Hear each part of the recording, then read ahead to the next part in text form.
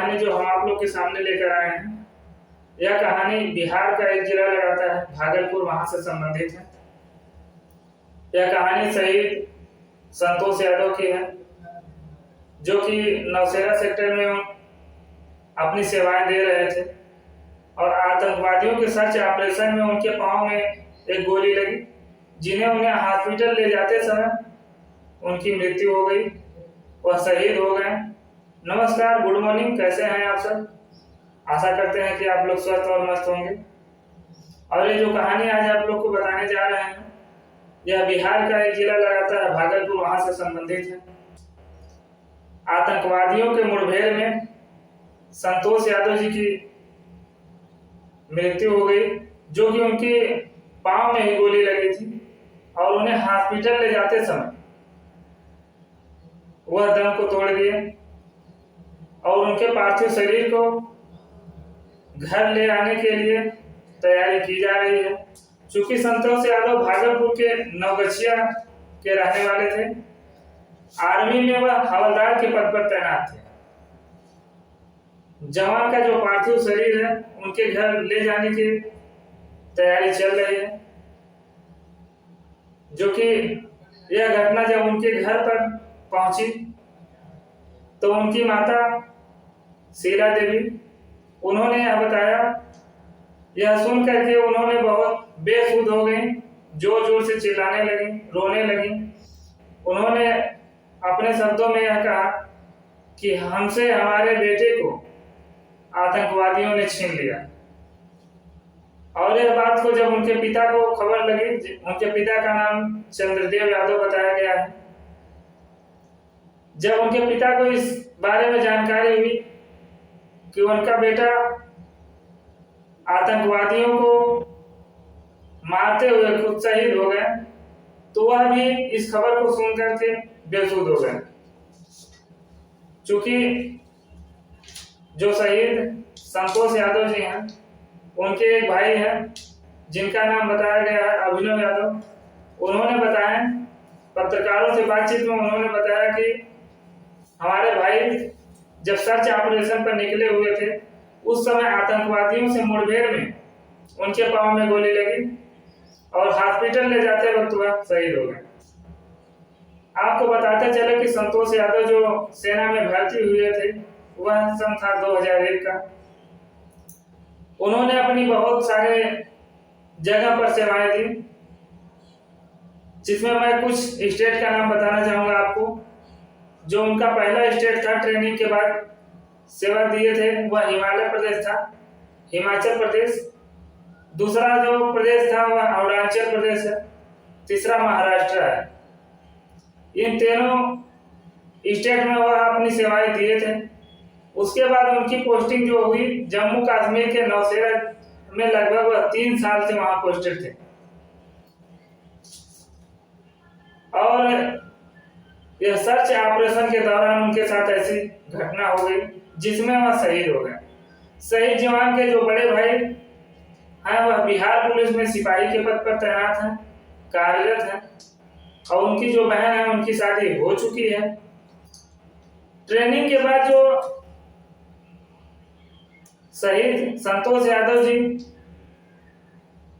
उन्होंने यह बताया था कि जो उनके बड़े बेटे हैं उनको भी वह सेना में भेजने की तैयारी कर रहे थे। चूंकि आपको बताएं संतोष यादव के फैमिली बैकग्राउंड के बारे में बताएं, तो उनके पास 3 बेटी थी, 1 बेटा था। जो उनकी बड़ी बेटी है उनका नाम दीक्षा यादव बताया गया है, जो कि 10वीं क्लास में इस साल ही फर्स्ट डिवीजन से पास हुई है। जो उनकी दूसरी बेटी है उनका नाम दीप्ति बताया गया है, जो कि अभी क्लास 9th में है। इसी तरह उनकी जो तीसरी बेटी है उनका नाम ईशिका बताया गया है, जो कि 7वीं क्लास में है। सबसे छोटा उनका बेटा है जिसका नाम लक्ष्य यादव बताया गया है, वह भी पढ़ाई लिखाई कर रहा है। और यह खबर जब उनके पत्नी को लगी कि उनका जो पति है वह आतंकवादियों से मुठभेड़ में शहीद हो गए, तो वह जोर जोर से चिल्लाने लगी, रोने लगी और बार बार बेहोश हो जाती थी। चूंकि इस घटना को सुन करके जो उनका गांव बिट्ठा था वहां पूरी तरीके से सन्नाटा पसरा हुआ है, लोगों में गम का माहौल है। चूंकि जब गांव में या क्षेत्र में कोई हमारे देश का वीर जवान शहीद होता है तो हमारे देश में और हमारे क्षेत्र के लोग में इतना गम का माहौल हो जाता है कि चूंकि उनके ही बदौलत आज हम अपने घरों में, अपने क्षेत्र में सही से रह रहे हैं, घूम रहे हैं, टहल रहे हैं फ्री माइंड से। चूंकि यह जो देन है हमारे देश के वीर जवानों का है। अगर वह सीमा पर हमारे देश की रक्षा नहीं करते तो हम अपने देश के अंदर इस तरीके से नहीं रह पाते। आपको बता दें कि जो उनकी बड़ी बेटी हैं वो 10वीं की परीक्षा दी है इस बार और वह फर्स्ट डिवीजन से पास हुई है। उनके माताजी का नाम शीला देवी था, संतोष यादव के, और उनके पिताजी का नाम चंद्रदेव यादव, और जो भाई है उनके अभिनव यादव था। आपको बता दें कि हमारे देश के जो हालात है इस टाइम जम्मू कश्मीर में, वहां आतंकवादियों का जो सर्च ऑपरेशन जारी है, इसमें जो हमारे देश के वीर जवान शहीद हुए संतोष यादव, यह भागलपुर के रहने वाले थे, जो कि उनका परिवार के बारे में हम आप लोग को बता ही दिए हैं। और ऐसे वीर जवानों जो हमारे देश के लिए अपने जान को न्यौछावर किए हैं, इनको याद करना हमारा फर्ज है और हमें ऐसे वीर जवानों को बराबर याद करना चाहिए। क्योंकि वह पैसे के लिए नहीं, वह देश के लिए, देश की सेवा के लिए, कि हमारे देश पर कोई खतरा ना हो किसी तरीके से, इसके लिए वह अपने जान की कुर्बानी देते हैं। बाकी ऐसी घटना आगे और कोई मिलेगी तो हम आप तक वीडियो के माध्यम से जरूर पहुंचाएंगे।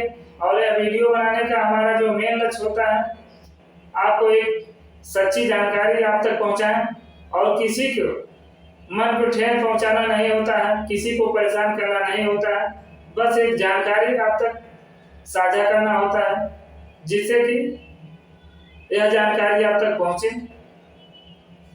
आगे कोई और जानकारी मिलेगी तो हम वीडियो के माध्यम से आप तक जरूर पहुंचाएंगे। नमस्कार।